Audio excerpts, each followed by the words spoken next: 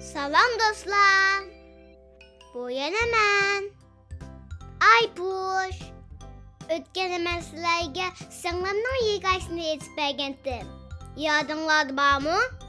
Əmdi büyügən dostum doğrusu da sözləb verməm.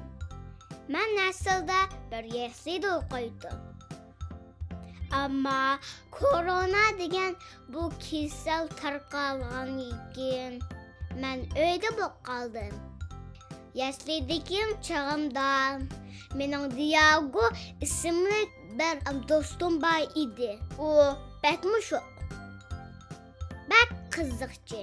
Onu apam İspan milleti boşu mümkün deydi. İlki koko oxşar. Amma o İngilizcə bək usta. Mən yəsliydi bağında. O məni qızığın qarşı aldı. O bək dostana.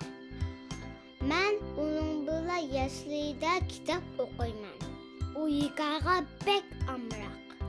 Xuddi mənə oxşar. Yəsliyimizin oylası ancaq çox bolmasın bu. Amma biz ən yaxşı gördüğün sirğoş var. Biz onu oynab qalmayız. Diago'ya da bək təvəlik. Buva mumlarla birlə bir şəhərdə turdu. Şuna oğla daim görüşüb durdu. Ötkəndə dəxi altın qoq körküdən bedli berib kəpdi.